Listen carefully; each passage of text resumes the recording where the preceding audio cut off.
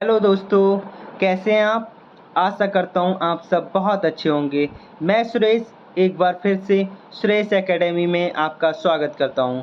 दोस्तों, जैसा कि आपको पता है हम एक्सपेक्टेड क्वेश्चंस की सीरीज चला रहे हैं, जिसमें मैथ, साइंस, सोशल साइंस और जीके की एक-एक वीडियो हम अपने चैनल पे डाल चुके हैं। और आज आईसीआर टेक्नीशियन असिस्टेंट के लिए जो आने वाला एग्ज़ाम है आपका 7 और 8 जुलाई को होने वाला है, उसके लिए एक्सपेक्टेड क्वेश्चन की जनरल नॉलेज की सेकंड वीडियो हम लेकर फिर से आ गए हैं। तो शुरू करते हैं आज का पहला question, question number 1। Question number 1, Mahatma Gandhi ji ने किस वर्ष सांप्रदायिक हिंसा रोकने के लिए नोआखाली और अन्य दंगा प्रभावित क्षेत्रों का दौरा किया था? तो दोस्तों, मैं आपको बता दूं, ये जो नोआखाली जो है ये प्रेजेंट में बांग्लादेश में है। उस समय जब हुआ था, ये सांप्रदायिक हिंसा जब हुई थी, तो उस समय वो बंगाल हुआ करता था, जो कि हमारे देश में ही हुआ करता था। लेकिन विभाजन की वजह से, एक्चुअली जो विभाजन हो रहा था ना, जो मुस्लिम लीग के द्वारा जो विभाजन की मांग की गई थी, उसी मांग के कारण जो अशांति हुई थी, उसी वजह से ये जो हिंसा हुई थी, सांप्रदायिक हिंसा, वो उसी वजह से हुई थी। किस वजह से? मुस्लिम लीग के द्वारा जो विभाजन की मांग की गई थी, उसके कारण जो हिंसा हुई थी, उसी अशांति जो फैली थी, उसी वजह से ये हिंसा हुई थी। तो ये जो हिंसा हुई थी 1946 में हुई थी। कब हुई थी? 1946 में हुई थी। और 1946 में ही महात्मा गांधी जी नोआखाली गए थे और इस अन्य जो दंगा प्रभावित क्षेत्र थे, वहाँ के भी दौरे पे गए थे। नोआखाली तो गए ही थे, उसके साथ में अन्य दंगा प्रभावित जो क्षेत्र थे, वहाँ भी गए थे हमारे महात्मा गांधी जी, जो कि कब गए थे? 1946 में। 1946 में ही नोआखाली में दंगा हुआ था, जो मुस्लिम लीग की विभाजन की मांग की वजह से हुआ था। तो इसका जो आंसर होगा option number D, 1946 will be the right answer. आगे बढ़ते हैं, next question, question number 2। Question number 2, निम्नलिखित में से किस शैली के भारतीय नृत्य में भगवान कृष्ण से संबंधित प्रसंग शामिल नहीं होते हैं? तो अब मैं आपको बता दूं, जैसा कि आपको पता होगा, अगर पता नहीं है तो मैं आपको बता रहा हूं, हमने अपने चैनल पे शास्त्रीय नृत्य की एक सेपरेट वीडियो डाल दी है। अगर आप उसे देख लेते हैं तो अगर शास्त्रीय नृत्य से कोई भी क्वेश्चन आएगा तो आप आसानी से कर पाएंगे, क्योंकि जैसा कि आपको पता होगा, आपने अगर प्रीवियस ईयर के क्वेश्चंस देखे हैं तो हर दिन किसी न किसी शिफ्ट में शास्त्रीय नृत्य से एक क्वेश्चन जरूर आया है। तो इसी को देखते हुए मैंने शास्त्रीय नृत्य की एक सेपरेट वीडियो बना दी है। तो हम देख लेते हैं। तो जो उसमें मैंने आपको वीडियो में भी बताया है, जो ओडिसी नृत्य है वो भी हमारे भगवान कृष्ण से संबंधित है। मणिपुरी नृत्य है, ये भी भगवान कृष्ण से संबंधित है। और जो क्षत्रिय नृत्य है, ये भी भगवान कृष्ण से संबंधित है। लेकिन जो हमारा मोहिनी अट्टम नृत्य है, ये हमारे भगवान विष्णु से संबंधित है। एक्चुअली हुआ क्या था, हमारे जो भगवान विष्णु थे, उन्होंने मोहिनी का रूप धारण करके नृत्य किया था, उसी वजह से इसका नाम मोहिनी अट्टम नृत्य पड़ गया।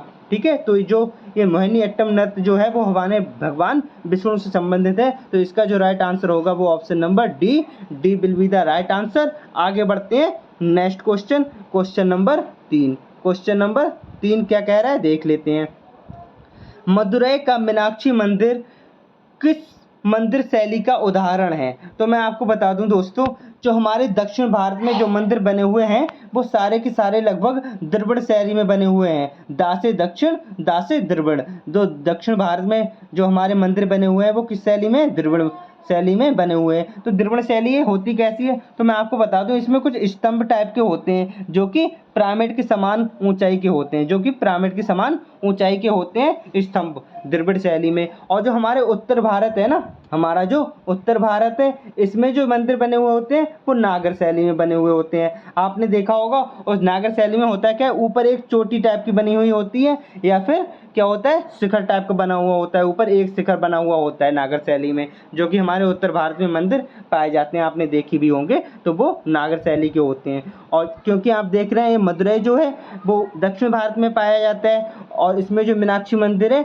जब ये दक्षिण भारत में है तो दासे दक्षिण और दासे द्रविड़ शैली। तो ये किस शैली में होगा भाई? द्रविड़ शैली में होगा। मीनाक्षी मंदिर जो है हमारा वो द्रविड़ शैली में है। इसके साथ में आपको और बता दूं दोस्तों, ये जो मीनाक्षी मंदिर है हमारा, ये हमारी माँ पार्वती से संबंधित है। एक्चुअली जो माँ पार्वती थी, जो माता पार्वती थी, उन्हें यहाँ पर मीनाक्षी मंदिर के रूप में जाना जाता है। मीनाक्षी नाम से जाना जाता है माँ पार्वती को, इसीलिए इसका नाम मीनाक्षी मंदिर पड़ गया। तो इसका जो राइट आंसर होगा option number A will be the right answer, द्रविड़ शैली। ठीक है, उत्तर भारत में नागर शैली। आगे बढ़ते हैं next question, question number 4, Kashi Vishwanath मंदिर कहाँ स्थित है? तो जैसा कि दोस्तों आप देख रहे हैं हर शिफ्ट में कहीं ना कहीं एक मंदिर का क्वेश्चन आया है। अगर हर शिफ्ट में नहीं आया तो हर दिन में किसी ना किसी शिफ्ट में एक मंदिर का क्वेश्चन जरूर आया है। तो इसलिए मैं आपको मंदिर की भी सारे जो इम्पोर्टेंट मंदिर होते हैं जो आ सकते हैं आपके एग्जाम में, सारे मंदिरों की एक मैं वीडियो सेपरेट लेके आऊँगा, जिससे कि अगर आपके एग्जाम में कोई मंदिर से क्वेश्चन आता है तो आप आसानी से कर पाएँ। उसमें मैं ये भी बताऊँगा कि ये मंदिर कहाँ है और कहाँ स्थित है, किसने बनवाया था, किस शैली का था, ये सब कुछ बताऊंगा, जिससे कि मंदिर से रिलेटेड कोई भी क्वेश्चन आएगा तो आप कर पाएंगे। तो मैं बता दूं ये जो काशी विश्वनाथ मंदिर है ये कहाँ है? ये हमारे वाराणसी में है। जैसा कि आपने सुना होगा एक काशी विश्वनाथ ट्रेन भी चलती है। क्या चलती है? एक काशी विश्वनाथ ट्रेन भी चलती है, जो कि कहाँ से आती है भाई? वाराणसी से आती है। तो उस ट्रेन का जो नाम पड़ा है वो वाराणसी में जो काशी विश्वनाथ मंदिर है इसी के नाम पर पड़ा है, काशी विश्वनाथ एक्सप्रेस। तो ये कहाँ पे पाई जाती है भाई? वाराणसी में पाई जाती है। कहाँ पाया जाता है मंदिर? ये काशी विश्वनाथ वाराणसी में, जो कि बनारस हुआ करता था। तो आगे बढ़ते हैं next question, question number 5। Question number 5 क्या कह रहा है देखते हैं। अली वर्दी खान के बाद सिराजुद्दौला किस वर्ष बंगाल का नवाब बना था? किस वर्ष बंगाल का नवाब बना था? तो दोस्तों मैं आपको बता दूं एक्चुअली हुआ क्या था, 1756 में जो अली वर्दी खान थे इनकी मृत्यु हो गई थी। क्या हो गई थी? अली वर्दी खान की 1756 में मृत्यु हो गई थी। अब जब मृत्यु हो गई थी तब अब किसी ना किसी को तो नवाब बनाना ही था। तो इसके जो नवाब बने थे इनके बेटे थे सिराजुद्दौला। कौन थे? सिराजुद्दौला। इन्हीं को नवाब बना दिया गया था। एक्चुअली अली वर्दी खान की मृत्यु हो गई थी 1756 में। जब इनकी मृत्यु हुई थी तो सिराजुद्दौला जी क्या बन गए थे? यहाँ के नवाब बन गए थे बंगाल के। तो इसका जो आंसर होगा वो तो हो जाएगा 1756। लेकिन इसके साथ ही आपको एक बात और पता होनी चाहिए। क्या? बंगाल के जो पहले नवाब हुआ करते थे वो कौन थे? बंगाल के जो पहले नवाब थे वो थे मुर्शीद कुली खान। कौन थे? मुर्शीद कुली खान। मुर्शीद कुली खान जी इस बंगाल के पहले नवाब हुआ करते थे। और मैं आपको बता दूं जो अली वर्दी खान जी हैं इन्होंने 1740 से 1756 तक नवाबी की थी। यहाँ मतलब कहने का ये अली वर्दी खान जी बंगाल के नवाब कब से कब तक रहे? 1740 से 1756 तक। जब तक उनकी मृत्यु हुई थी तब तक वो नवाब रहे थे। ठीक है, तो इसका जो राइट आंसर हो जाएगा B will be the right answer. आगे बढ़ते हैं next question, question number 6। Question number 6 क्या कह रहा है देख लेते हैं। एक्चुअली इसके दो ऑप्शन जो हैं वो नेक्स्ट पेज में पहुंच गए हैं, कोई नहीं हम निकाल लेते हैं, देख लेते हैं। तो क्या कह रहा है? जनगणना अधिनियम किस वर्ष में अधिनियमित किया गया था? जनगणना अधिनियम किस वर्ष में अधिनियमित किया गया था ये हमसे पूछा है। तो मैं आपको बता दूं ये जो जनगणना एक्ट जो आया था वो 1948 में आया था। कब आया था? 1948 में आया था। लेकिन 1948 के बाद जनगणना जो अधिनियम है इसमें एक बार संशोधन भी हो चुका है। तो वो संशोधन कब हुआ है भाई? वो हुआ है 1994 में। कब हुआ है भाई? 1994 में इसका संशोधन भी हो चुका है। इसके साथ ही दोस्तों आपको एक बात और पता होनी चाहिए। क्या? जो 2021 में 2011 के बाद 2021 में जो जनगणना हो रही थी या हो गई है, तो उसके जो जनगणना आयुक्त थे वो कौन थे? वो मैं आपको बता दूं वो थे हमारे विवेक जोशी जी। कौन थे? विवेक जोशी जी इसके जनगणना आयुक्त थे 2021 वाली के। ठीक है, तो इसका जो राइट आंसर होगा वो 1948 में अधिनियम आया था। तो B will be the right answer. आगे बढ़ते हैं next question, question number 7। Question number 7 क्या कह रहा है देख लेते हैं। निम्नलिखित में से कौन सा विकल्प राजनीतिक दलों और उनके गठन वर्ष के संबंध में सुमेलित नहीं है? जो सुमेलित नहीं है वो हमसे पूछा है।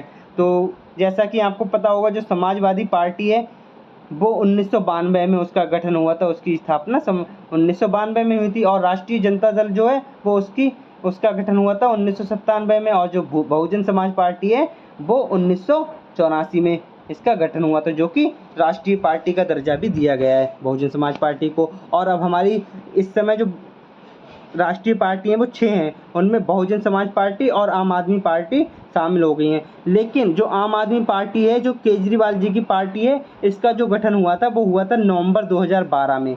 कब हुआ था?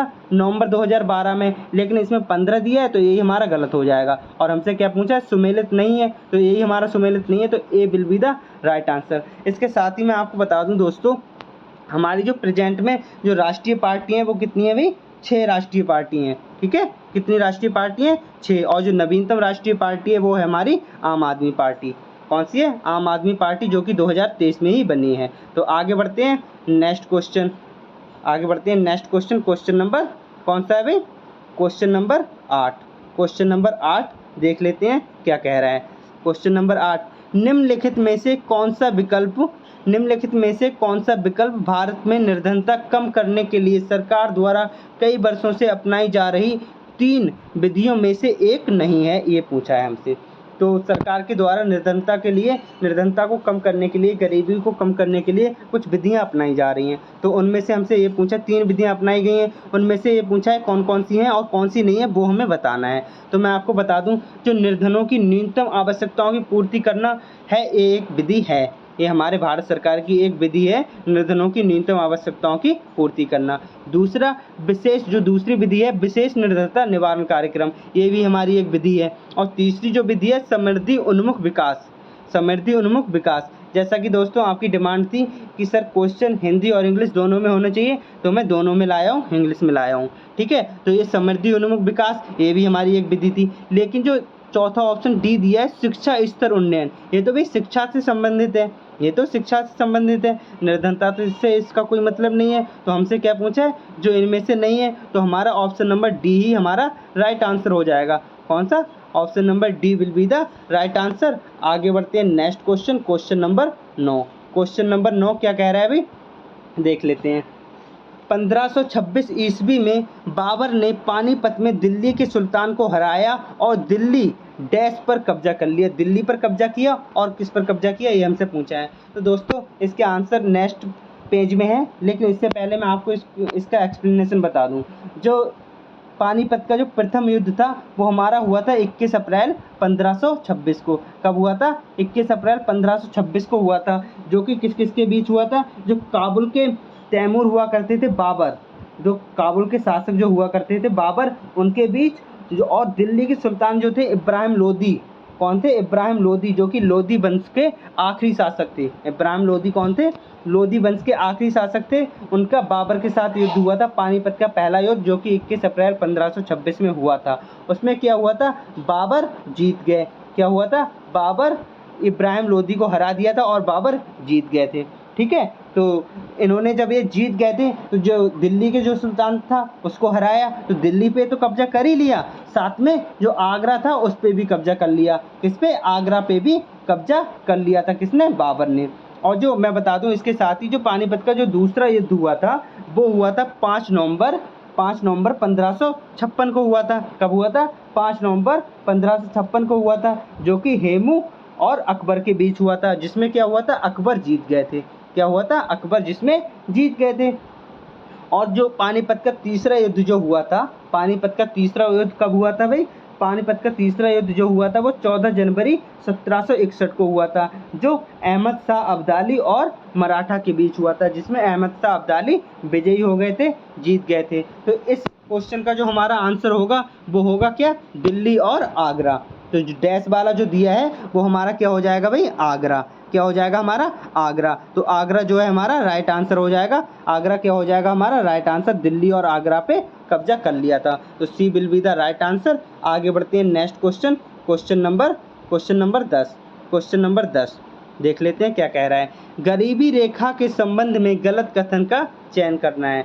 जो गरीबी रेखा के संबंध में जो गलत कथन है वो उसका चयन करना है, वही हमें बताना है जो कि गलत है। तो दोस्तों देख लेते हैं, गरीबी रेखा समय और स्थान के साथ बदलती रहती है। ये बात तो सब जानते हैं भाई, गरीबी रेखा समय और स्थान के टाइम पर बदलती रहती है। आपको पता होगा कि किसी के पास कोई पैसा नहीं होता और कुछ समय के बाद उसके पास बहुत पैसा हो जाता है, और किसी के पास बहुत पैसा होता है, कुछ समय के बाद उसके पास पैसा नहीं रहता है। तो गरीबी रेखा जो है वो समय और स्थान पर बदलती रहती है, ये बात सही है।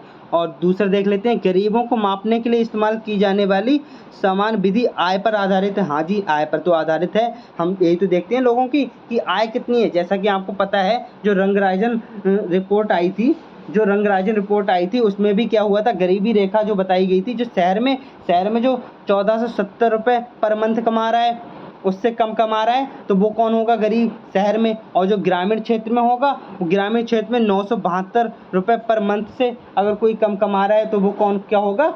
वो गरीब कहलाएगा। किसके? रंगराजन रिपोर्ट के अकॉर्डिंग। तो ये आय पर तो निर्भर करती है। और चौथा ऑप्शन क्या कह रहा है? गरीबी रेखा की मापन सीमाएं जनसंख्या के उपयोग स्तरों पर आधारित हो सकती हैं। हाँ, ये बात भी सही है। लेकिन ये जो बी ऑप्शन कह रहा है, एक व्यक्ति जो किसी सरकारी योजना या संगठन से जुड़ा नहीं है वह गरीबी रेखा से नीचे हो सकता है। जी नहीं, ऐसा कुछ भी नहीं है कि अगर कोई सरकारी नौकरी से नहीं जुड़ा है या सरकारी संगठन से नहीं जुड़ा है तो वो गरीब ही होगा, ऐसा तो कुछ ज़रूरी नहीं है। कुछ लोग प्राइवेट बिजनेस करते हैं, उसमें बहुत पैसा कमाते हैं तो वो गरीब नहीं होते हैं। तो हमारा जो गलत होगा वो ऑप्शन नंबर बी हो जाएगा, जो कि हमारा राइट आंसर हो जाएगा, क्योंकि हमसे गलत कथन ही पूछा है। तो B will be the right answer. आगे बढ़ते हैं नेक्स्ट क्वेश्चन, क्वेश्चन नंबर 11। दोस्तों, मैं आशा करता हूँ कि आपको ये जो क्वेश्चन का एक्सप्लेनेशन जो मैं करा रहा हूँ आपको समझ में आता होगा। क्या आपको समझ में आता होगा? और अगर समझ में आ रहा है तो आप प्लीज़ वीडियो को लाइक करें, अपने दोस्तों के साथ शेयर करें, और अगर आप चैनल पे नए हैं तो चैनल को सब्सक्राइब जरूर करें, ठीक है, हमारी लेटेस्ट वीडियो तुरंत पाने के लिए। तो देख लेते हैं क्वेश्चन नंबर 11। निम्नलिखित में से कौन राष्ट्रीय ब्लॉकचेन रणनीति के तहत ब्लॉकचेन को सेवा के रूप में पेश करने में शामिल नहीं है? तो मैं आपको बता दूं, जो ब्लॉकचेन रणनीति है उसको क्या है, उसको सेवा प्रदान करने के लिए जो है राष्ट्रीय सूचना विज्ञान केंद्र सेवा संस्थान, ये है, ये क्या है, ये काम कर रहा है। साथ में राष्ट्रीय सूचना विज्ञान केंद्र, ये भी इसका काम कर रहा है। और विगत संगणन विकास केंद्र जो सीडैक है, ये भी इसका काम करना है। लेकिन जो भारतीय भुगतान निगम है, जो क्या है, भारतीय भुगतान निगम है, ये इसका नहीं है, ये इसका काम नहीं कर रहा है। क्या नहीं कर रहा है? ये इसका काम नहीं कर रहा है। तो जो हमारा राइट आंसर हो जाएगा वो भारतीय राष्ट्रीय भुगतान निगम हो जाएगा। ये क्या है? ये जो बनाया गया है आरबीआई और आईबीएम जो बैंक है हमारी, कौन सी है? आईबीएम, भारतीय बैंक संघ, इसके अंतर्गत आता है। इसकी एक पहल है। जो भारतीय राष्ट्रीय भुगतान निगम जो है वो आरबीआई और आईबीए की एक पहल है। क्या है? RBI, reserve bank of India, और भारतीय बैंक संघ जो है उसकी एक पहल है, भारतीय राष्ट्रीय भुगतान निगम। तो ये ब्लॉकचेन से संबंधित नहीं है। तो हमसे यही पूछा है जो इसमें शामिल नहीं है भाई। इसमें शामिल क्या है? राष्ट्रीय सूचना विज्ञान केंद्र सेवा संस्थान शामिल है, राष्ट्रीय सूचना विज्ञान केंद्र शामिल है, और विगत संगठन विकास केंद्र जिसे सीडैक कहते हैं वो शामिल है। लेकिन हमारा राष्ट्रीय भुगतान निगम नहीं शामिल है। तो यही हमारा राइट आंसर हो जाएगा, क्योंकि ये पहल है आरबीआई और आईबीए की। तो आगे बढ़ते हैं next question, question number 12। Question number 12 देख लेते हैं। केंद्रीय रेल विद्युतीकरण संगठन का मुख्यालय कहाँ स्थित है? केंद्रीय रेल विद्युतीकरण संगठन का मुख्यालय कहाँ स्थित है? तो ये तो एक डायरेक्ट क्वेश्चन हो गया। तो मैं आपको बता दूं, जो हमारा केंद्रीय रेल विद्युतीकरण संगठन का मुख्यालय है वो हमारा कहाँ है? इलाहाबाद में है। कहाँ है भाई? इलाहाबाद में हमारा मुख्यालय है। केंद्रीय रेल विद्युतीकरण संगठन का मुख्यालय इलाहाबाद में है। आगे बढ़ते हैं next question, question number 13। Question number 13 क्या कह रहा है? देख लेते हैं। निम्नलिखित में से कौन सुरक्षात्मक खाद्य पदार्थ के समूह से संबंधित है? क्या पूछा है? सुरक्षात्मक खाद्य पदार्थ के समूह से संबंधित है। तो मैं आपको बता दूं, जो सुरक्षात्मक खाद्य पदार्थ होते हैं वो क्या होते हैं? जो फल और सब्जियों से जो होते हैं, फल और सब्जियां जो होती हैं उन्हीं को हम सुरक्षात्मक खाद्य पदार्थ कहते हैं। एक्चुअली ये कहते क्यों हैं? ये इसलिए कहते हैं हम इसे सुरक्षात्मक खाद्य पदार्थ, क्योंकि हमें जो होता है विटामिन इसमें बहुत सारे होते हैं। इसमें क्या होता है? विटामिन होते हैं, खनिज होते हैं। विटामिन और खनिज की वजह से जो कि हमारी बॉडी के लिए ज़रूरी होते हैं वो होते हैं इसमें फल और सब्जियों में अधिक मात्रा में। तो इसलिए फल और सब्जियों को हम क्या कहते हैं? सुरक्षात्मक खाद्य पदार्थ कहते हैं। क्या कहते हैं? सुरक्षात्मक खाद्य पदार्थ कहते हैं। इसके साथ ही जो फैट होता है और कार्बोहाइड्रेट होता है उससे हमें क्या मिलती है? एनर्जी मिलती है। इसलिए हम उसे एनर्जी फूड कहते हैं। क्या कहते हैं? एनर्जी फूड कहते हैं। और जिससे हमें प्रोटीन मिलती है उसे प्रोटीन फूड कहते हैं। जैसे दाल, मांस है, ये हमारी प्रोटीन वाले इस चीज़ें हो गई हैं। लेकिन जो सुरक्षात्मक खाद्य पदार्थ जो पूछा है वो मैंने आपको बताया, फल और सब्जियां हमारे सुरक्षात्मक खाद्य पदार्थ में आती हैं, क्योंकि इसमें विटामिन और खनिज भरपूर मात्रा में होते हैं। तो हमारा option D will be the right answer. सब्जियां जिन्हें वेजिटेबल्स कहते हैं, भाई हमारा राइट आंसर हो जाएगा। आगे बढ़ते हैं next question, question number 14। Question number 14, निम्नलिखित में से किस स्मारक को हैदराबाद की पहली इमारत के रूप में सूचित किया गया था? किस इमारत को हैदराबाद की पहली इमारत के रूप में सूचित किया गया? तो मैं आपको बता दूं दोस्तों, ये जो हैदराबाद की पहली इमारत के रूप में जो सूचित किया गया था, वो किया गया था चार मीनार को। किसे? चार मीनार को क्या किया गया था? पहली इमारत के रूप में सूचित किया गया था। ये जो बनवाई गई थी ना, ये जो चार मीनार थी, इसका जो निर्माण कराया था वो 1591 में। कब कराया था? 1591 में मोहम्मद कुली कुतुब शाह ने करवाया था। किसने कराया था? मोहम्मद कुतुब शाह ने करवाया था। मोहम्मद कुली कुतुब शाह ने इसका निर्माण कराया था। और ये जो थी स्मारक मस्जिद थी। एक क्या थी? स्मारक मस्जिद थी। क्या थी? एक स्मारक मस्जिद थी, जो कि हैदराबाद में पाई जाती है। और हैदराबाद कहाँ है हमारा? तेलंगाना में है। कहाँ है? तो हमारी तेलंगाना में, तेलंगाना के हैदराबाद में चार मीनार पाई जाती है, जिसे पहली इमारत के रूप में सूचित किया गया है। और जो मैं आपको बता दूँ, ये जो है चौमहल्ला महल, जो चौमहल्ला महल है, ये किसके लिए है भाई? ये हैदराबाद के जो निजाम हुआ करते थे, उनका महल हुआ करता था। चौमहल्ला जो महल है, ये हैदराबाद के जो निजाम हुआ करते थे, उनका क्या हुआ करते थे? ये महल हुआ करते थे। और साथ में ही गोलकुंडा जो किला था, जो गोलकुंडा किला था, इसका जो निर्माण था वो काकतीय वंश ने 13वीं ईस्वी में करवाया था। किसने? काकतीय वंश ने 13वीं ईस्वी में गोलकुंडा का निर्माण करवाया था। कब करवाया था? 13वीं ईस्वी में। तो आगे बढ़ते हैं। Next question, question number 15। कौन सा? Question number 15। इसमें भी पहले भाई क्वेश्चन दिया है और आंसर हमें आगे देखने पड़ेंगे।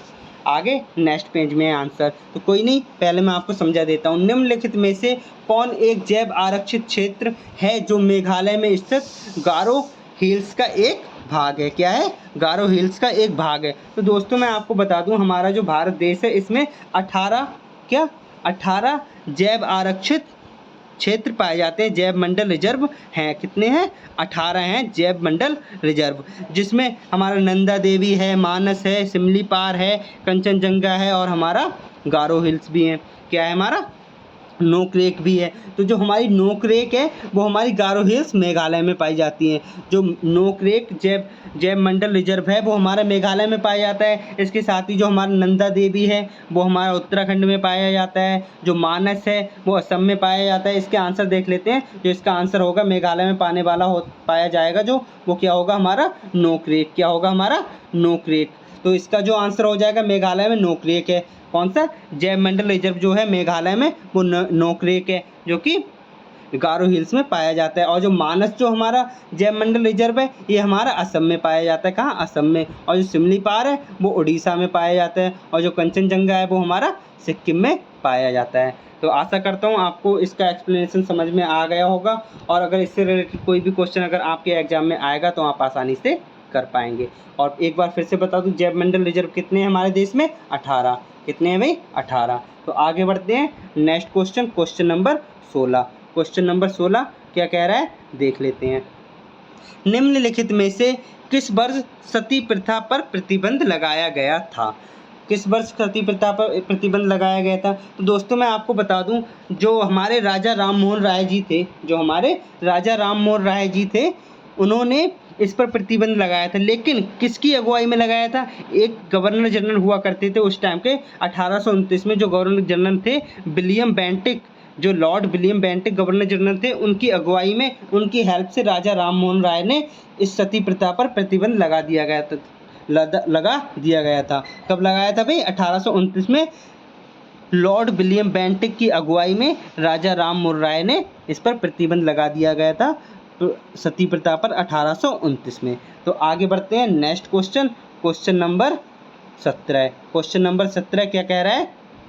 वर्नाकुलर प्रेस अधिनियम कब पारित किया गया था? वर्नाकुलर प्रेस एक्ट कब पारित किया गया था, ये पूछा है हमसे। तो मैं आपको बता दूं दोस्तों, जो वर्नाकुलर प्रेस अधिनियम जो था, इसका जो मुख्य उद्देश्य जो था, ब्रिटिश भारत में भारतीय पत्र पत्रिकाओं की जो स्वतंत्रता थी, उसको सीमित कर देना था। जो भारतीय पत्र पत्रिकाएं जो चल रही थी उस समय, उसकी स्वतंत्रता जो थी, जो जितना स्वतंत्र था भारतीय पत्र पत्रिकाएं, उनको सीमित